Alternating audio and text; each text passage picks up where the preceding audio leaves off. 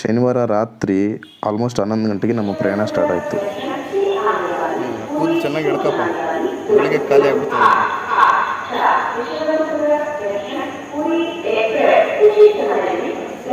ನಾವು ಟ್ರೈನ್ ಹತ್ತಿದಾಗ ರಾತ್ರಿ 12:05.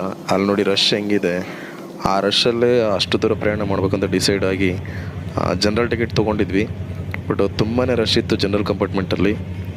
ರಾಘವೇಂದ್ರ ಸ್ವಾಮಿ ಮೇಲೆ ಭಾರ ಹಾಕಿ ಪ್ರಯಾಣ ಬೆಳೆಸಿದ್ವಿ. ಸೊ ಹಂಗೂ ಹಿಂಗೂ ಸ್ವಲ್ಪ ಇವರು ಅಡ್ಜಸ್ಟ್ ಮಾಡ್ಕೊಂಡ್ರು, ನಮಗೂ ಸ್ವಲ್ಪ ಸೀಟ್ ಸಿಕ್ತು. ಸೊ ಹೆಂಗೂ ಅದು ರಾಘವೇಂದ್ರ ಸ್ವಾಮಿ ದಯೆ ಅಂತೂ ಇಂತೂ ಮಂತ್ರಾಲಯಕ್ಕೆ ಆಲ್ಮೋಸ್ಟು ರೀಚ್ ಆದ್ವಿ. ಬೆಳಗ್ಗೆ ರೀಚ್ ಆದಾಗ 3 ಗಂಟೆನೂ ಎಷ್ಟು ಆಲ್ಮೋಸ್ಟು ಎಕ್ಸಾಕ್ಟ್ 6 ಗಂಟೆ ಆಗಿತ್ತು ಅನಿಸುತ್ತೆ. 6 ಗಂಟೆ ಅಲ್ಲ, 7:15 ಆಗಿತ್ತು. ನೋಡಿ, ಇದೇ ಮಂತ್ರಾಲಯಂ ರೋಡ್ ಅಂತಾರೆ ಈ ಸ್ಟಾಪ್ನ, ರೈಲ್ವೆ ಸ್ಟೇಷನ್ನ ಜಂಕ್ಷನ್ನ. ಅಂತೂ ಇಂತೂ ಸೇಫಾಗಿ ರೀಚ್ ಆಗಿದ್ದೀವಿ. ಸೊ ಇಲ್ಲಿಂದ ಈ ಕಡೆಯಿಂದ ಮೆಟ್ಲತ್ತಿ ಆ ಕಡೆ ಹೋಗ್ಬೇಕು. ಸೊ ಆಮೇಲೆ ಅಲ್ಲಿ ಆಟೋ ಸಿಗುತ್ತಂತೆ. ಆಟೋ 20 ರೂಪಾಯಿ 25 ರೂಪಾಯಿ ಇರುತ್ತೆ ಅಂತ ಹೇಳಿದ್ದಾರೆ. ಸೊ ನೋಡಬೇಕು, ಅಲ್ಲಿಗೆ ಹೋಗಿ ನೋಡಿದ್ರೆ ಗೊತ್ತಾಗುತ್ತೆ ಎಷ್ಟಿದೆ ಏನು ಅಂತ. ಸೊ ನೋಡಿ, ಇಲ್ಲಿ ತುಂಗಭದ್ರಾ ನದಿ ಹರಿಯುತ್ತೆ. ಸೊ ಅದರಿಂದ ಇಲ್ಲಿ ಭತ್ತ ಆಲ್ಮೋಸ್ಟ್ ಜಾಸ್ತಿ ಬೆಳೀತಾರೆ ಅನಿಸುತ್ತೆ.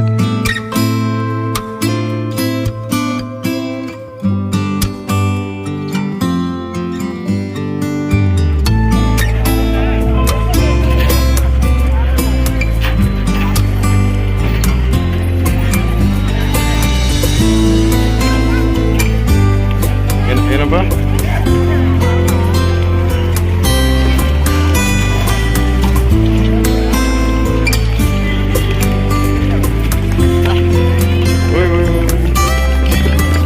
ಸೊ ಆ ಕಡೆಯಿಂದ ಬಂದು ಈಗ ಆಲ್ರೆಡಿ ಫ್ರಂಟಲ್ಲಿ ಆಟೋ ಹತ್ತಿದ್ದೀವಿ. ಸೊ ಇಲ್ಲಿಂದ ಮಂತ್ರಾಲಯಕ್ಕೆ 16 ಕಿಲೋಮೀಟ್ರ್ ಆಗುತ್ತೆ ಅಂತ ಹೇಳಿದ್ದಾರೆ. ಬಟ್ ಆಟೋ ಚಾರ್ಜ್ ನಾವು ಅಂದ್ಕೊಂಡಷ್ಟು ಚೀಫ್ ಇಲ್ಲ. ಆವಾಗ 20-25 ಇತ್ತಂತ, ಈಗ ಆಲ್ಮೋಸ್ಟ್ ಒಬ್ಬೊಬ್ಬರಿಗೆ 50 ರೂಪಾಯಿ ಆಗಿದೆ. ಸೊ ಆಟೋ ಹತ್ತಿದ್ದೀವಿ. ಸೊ ತುಂಗಭದ್ರಾ ಅನ್ನೋ ಊರಿದೆ ಇಲ್ಲಿ, ಆ ಊರು ಮುಖಾಂತರ ಆ ಊರು ದಾಟಿ ಹಂಗೆ ಮುಂದಕ್ಕೆ ಹೋಗಬೇಕು. ಸೊ ಇಲ್ಲಿಂದ ಎಕ್ಸಾಕ್ಟಾಗಿ 16 ಕಿಲೋಮೀಟ್ರ್ ಆಗುತ್ತೆ ಅಂತ ಹೇಳಿದ್ದಾರೆ ಡ್ರೈವರು. ಸೊ ನಾವು ಆಟೋದ ಹತ್ತಿದ್ದೀವಿ, ಶೇರಿಂಗ್ ಆಟೋ ಇದು. ಸೊ ಆನ್ ದಿ ವೇ ಏನು ನೋಡೋದೇನಿಲ್ಲ ಅನಿಸುತ್ತೆ. ಸೊ ಸೀದಾ ಮಂತ್ರಾಲಯನೇ. ಸೊ ಮಂತ್ರಾಲಯಕ್ಕೆ ಹೋಗಾದ್ಮೇಲೆ ಅಲ್ಲಿ ಏನಿದೆ ಅಂತ ನೋಡುವ. ಮಂತ್ರಾಲಯದಲ್ಲಿ ಏನಿದೆ ಅನ್ನೋದಕ್ಕಿಂತ ರಾಘವೇಂದ್ರ ಸ್ವಾಮಿ ದರ್ಶನ ಮಾಡೋಕ್ಕೆ ಹೋಗ್ತಾ ಇದ್ದೀವಿ. ದರ್ಶನ ಚೆನ್ನಾಗಾದರೆ ಸಾಕು ಅನಿಸುತ್ತೆ.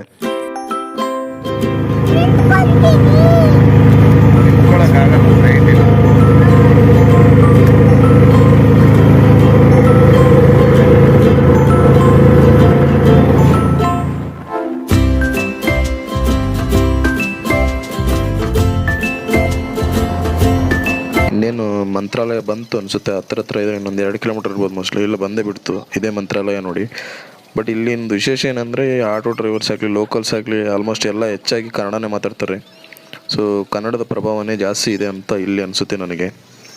ರಾಯಚೂರು ಪಕ್ಕದಲ್ಲೇ ಇರೋದ್ರಿಂದ ಮೋಸ್ಟ್ಲಿ ಈ ಕಡೆ ಎಲ್ಲ ಜಾಸ್ತಿ ಕನ್ನಡನೇ ಇದೆ ಅನಿಸುತ್ತೆ, ಕನ್ನಡಿಗರೇ ಜಾಸ್ತಿ ಇದ್ದಾರೆ. ನೋಡಿ, ಮೈನ್ ಎಂಟ್ರಿ ಆಗಿದ್ದೀವಿ ನಾವು ಆಲ್ರೆಡಿ ಟೆಂಪಲ್ಗೆ ರೀಚ್ ಆಗಾಯಿತು. ಅಲ್ಲಿ ಎದುರುಗಡೆ ಕಾಣಿಸ್ತಿದೆ ನೋಡಿ, ಅದೇ ಟೆಂಪಲ್ಲು. ಬರ್ತಾ ನಮಗೆ ಮಧ್ಯದಲ್ಲಿ ಒಬ್ಬ ಪರ್ಸನ್ ಸಿಕ್ಕಿ ಒಂದು ಚಂಪು ಕೊಟ್ಟಿದ್ದಾರೆ. ಅಲ್ಲಿ ಹೊಳೆ ಕಡೆ ಹೋಗಿ ಸ್ನಾನ ಮಾಡ್ಕೊಂಡು ಆಮೇಲೆ ದರ್ಶನಕ್ಕೆ ಬನ್ನಿ ಅಂತ. ಸೊ ಅಲ್ಲಿ ನೀವೇನು ಪೇ ಮಾಡೋ ಅವಶ್ಯಕತೆ ಇಲ್ಲ, ಬಂದ ತಕ್ಷಣ ಚಂಪು ಕೊಡ್ತಾರೆ. ಇದೇ ನೋಡಿ ಹೊಳೆ, ಅಂದರೆ ಹೊಳೆಯಲ್ಲಿ ಸ್ನಾನ ಮಾಡೋಕ್ಕಿಂತ ಮೊದಲು ನಾವು ಮುಡಿ ಕೊಟ್ವಿ, ಅದಕ್ಕೆ ಮುಡಿ ಕೊಡ್ತಾಯಿದ್ದೀವಿ ನೋಡಿ. ನಾನು ಅದು ಕೊಟ್ಟಾಯಿತು, ನನ್ನ ಮಗನಿಗೂ ಮುಡಿ ಕೊಟ್ಟಾಯಿತು. ಅವ್ನು ಸ್ವಲ್ಪ ಅಳ್ತಿದ್ದ, ಸೊ ಆದರೂ ಸುಧಾರಿಸ್ತಾಯಿತ್ತು. ಮುಡಿ ಕೊಟ್ಟಾಯಿತು.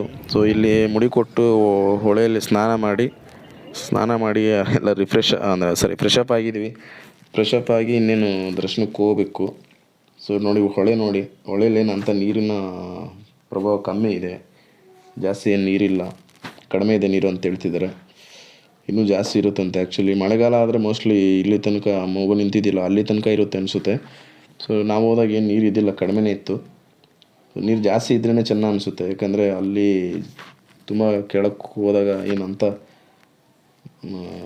ಹೊಳೆ ನೋಡೋಕ್ಕೆ ಏನಂತ ನೀರು ಚೆನ್ನಾಗಿದ್ದಿದ್ರೆ, ಜಾಸ್ತಿ ಇದ್ದಿದ್ರೇ ಚೆನ್ನಾಗಿರ್ತಿತ್ತು ಅಂತ ನನ್ನ ಅನಿಸಿಕೆ. ಸೊ ಓಕೆ, ಸೊ ಹೋಗಿ ದರ್ಶನಕ್ಕೆ ಹೋಗೋಣ. ದರ್ಶನಕ್ಕೆ ಹೋಗೋಕ್ಕಿಂತ ಮೊದಲು 2 ಕವರ್ ಪೂಜೆ ಸಾಮಾನು ತೊಗೋಬೇಕು. ಹಾಗೆಯೇ ದೀಪ ಹಚ್ತಿದ್ರು ನೋಡಿ, ಅದಕ್ಕೆ ಅಲ್ಲಿ ಹಚ್ಬೇಕಾದ್ರೆ ದೀಪ ಬೇಕಾಗುತ್ತೆ, ಅಲ್ಲಿ 10 ರೂಪಾಯಿಗೆ ಸಿಗುತ್ತೆ.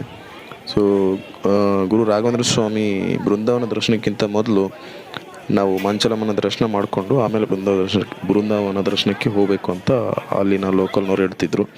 ಸೊ ಅದಕ್ಕೆ ನಾವು ಅಲ್ಲಿ ಪೂಜೆ ಮುಗಿಸ್ಕೊಂಡು ಆಮೇಲೆ ಸೊ ನೋಡಿ ಪೂಜೆ ಮಾಡಿಸಾಯಿತು, ಅಲ್ಲಿ ದರ್ಶನ ಮಾಡ್ತಿದ್ದೀವಿ, ಮಂಚಲಮ್ಮನ ದರ್ಶನ ಮಾಡ್ತಿದ್ದೀವಿ. ಸೊ ನೆಕ್ಸ್ಟು ಬೃಂದಾವನ ದರ್ಶನಕ್ಕೆ ಹೋಗ್ಬೇಕಾದ್ರೆ ಪ್ಯಾಂಟು ಶರ್ಟೆಲ್ಲ ಹಾಕೋಂಗಿಲ್ಲ. ಸೊ ಅಲ್ಲಿ ಸಂಪ್ರದಾಯ ಪ್ರಕಾರ ಪಂಚೆ ಮತ್ತು ಶಲ್ಯ ಹಾಕ್ಕೋಬೇಕು.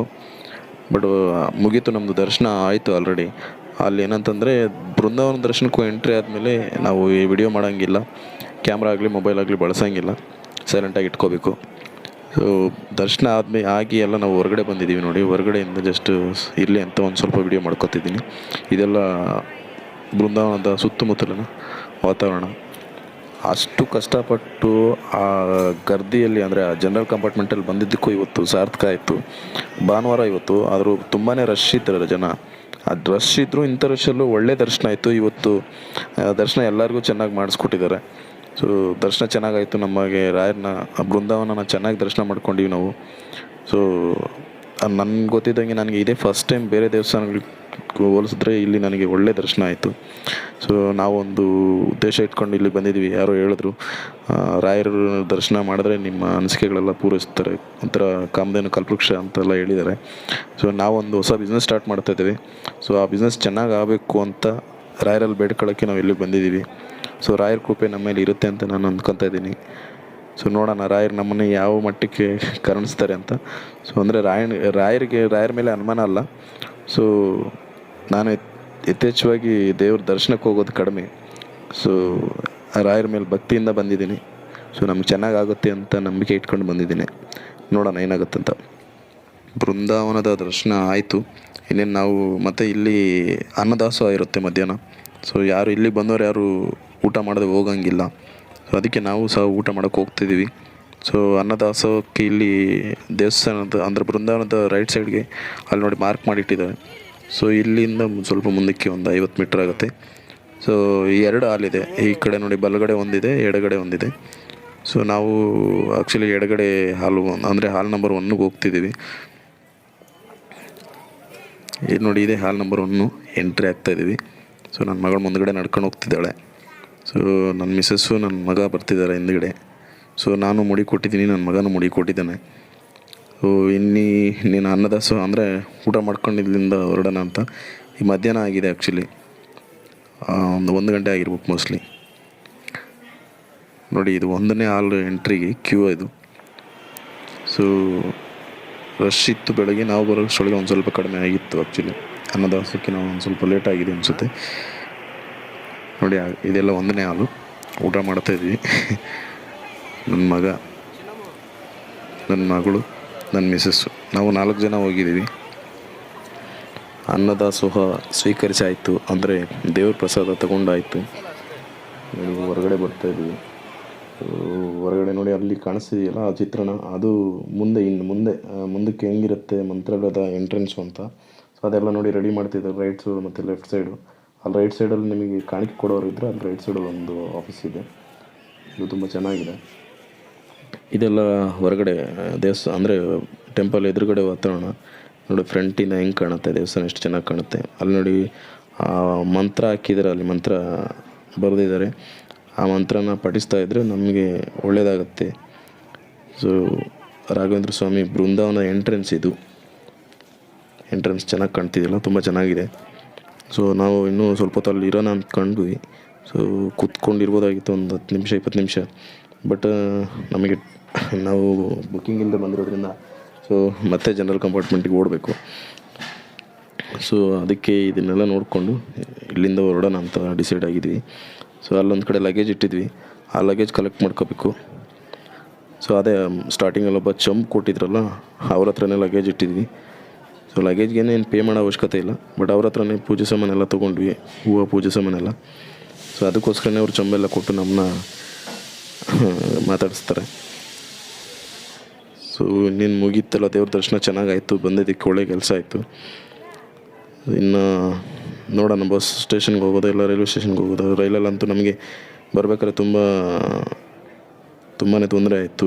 ಸೀಟ್ ಇದ್ದಿಲ್ಲ, ಸರಿಯಾಗಿ ನಿದ್ದೆ ಇಲ್ಲ, ನಿದ್ದೆನೇ ಮಾಡಿಲ್ಲ ಬಿಡಿ. ಸೊ ಮಕ್ಕಳಿಗಂತೂ ಕೂತ್ಕೊಳ್ಳೋಕ್ಕೂ ಸರಿಯಾಗಿ ಜಾಗ ಸಿಕ್ಕಿಲ್ಲ. ಯಾರೋ ಪುಣ್ಯಾತ್ಮ ಮಧ್ಯದಲ್ಲಿ ಇದ್ದು ಒಂದು ಸ್ವಲ್ಪ ಜಾಗ ಮಾಡಿಕೊಟ್ರು. ಸೊ ಈಗ ಹೊರಡ್ಬೇಕಾದ್ರೆ ಮತ್ತೆ ನಾವು ಟ್ರೈನಲ್ಲಿ ಹೋಗೋದಾ ಬಸ್ಸಲ್ಲಿ ಹೋಗೋದಾ ನೋಡ್ತೀವಿ.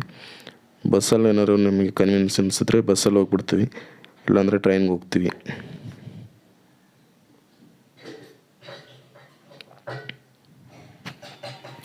ಇದು ಮಂತ್ರಾಲಯದ ಬಸ್ ಸ್ಟೇಷನು. ಬಟ್ ಇಲ್ಲೊಂದು ವಿಶೇಷ ಏನಂದರೆ ಆಲ್ಮೋಸ್ಟು AP ವೆಹಿಕಲ್ಸ್ಗಿಂತ ಕರ್ನಾಟಕದ ವೆಹಿಕಲ್ಸೇ ಜಾಸ್ತಿ ಇದೆ. ನಾವು ಬಂದಾಗಿಂದ ನೋಡ್ತಾ ಇದ್ದೀನಿ. ಸೊ 80% ಕರ್ನಾಟಕದ ವೆಹಿಕಲ್ಸೇ ಜಾಸ್ತಿ ಇದೆ.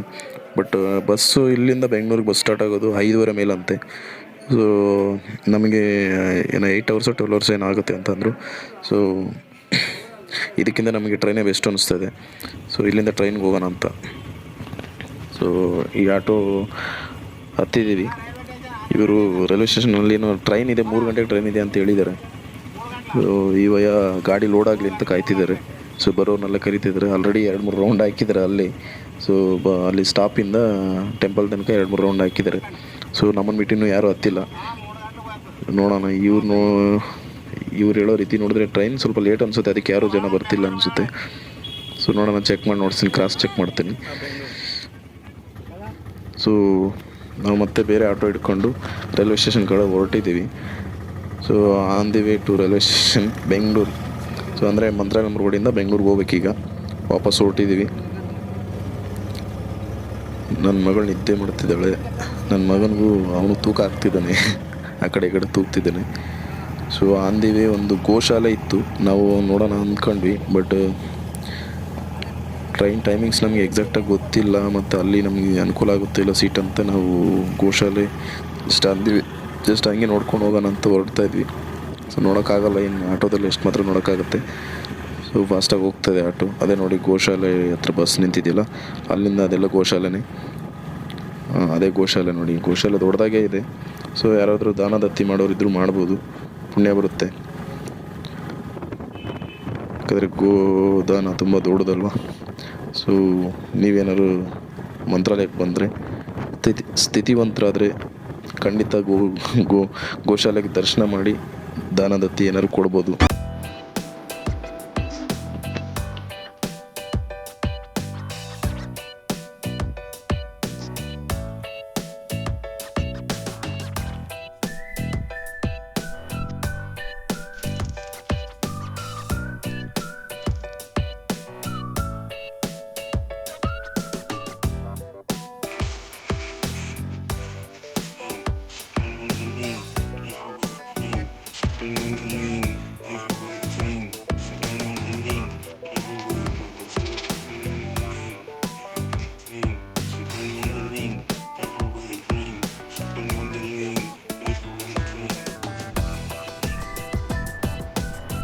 ಇನ್ನೇನು ಮಂತ್ರಾಲಯಂ ರೋಡ್ಗೆ ವಾಪಸ್ ಬಂದಾಯಿತು. ಅಂದರೆ ಮಂತ್ರಾಲಯಂ ರೋಡ್ ಜಂಕ್ಷನ್ಗೆ ಬಂದಾಯಿತು ಆಟೋದಲ್ಲಿ.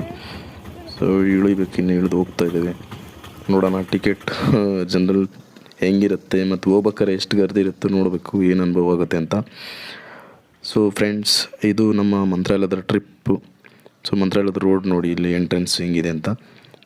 ಸೊ ಕಂಪಾರ್ಟ್ಮೆಂಟಲ್ಲಿ ಕುಂತಿದ್ದಾರೆ ನನ್ನ ಮಿಸ್ಸಸ್ಸು ಮಕ್ಕಳೆಲ್ಲ.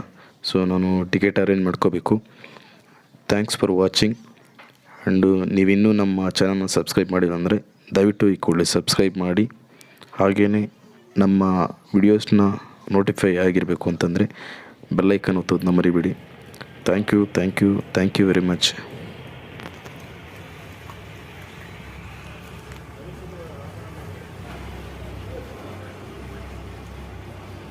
ವಾಪಸ್ ಬಂದಚ್ಚನ ಎಲ್ಲೋಗಿದ್ದೀವಿ? ಹಾಂ, ಎಲ್ಲಿಗೆ ಹೋಗಿದ್ದೀವಿ ನಾವು? ಜೋರಾಗಿ ಹೇಳ. ಇವಾಗ ಎಲ್ಲಿಗೆ ಹೋಗ್ತಿರೋದು?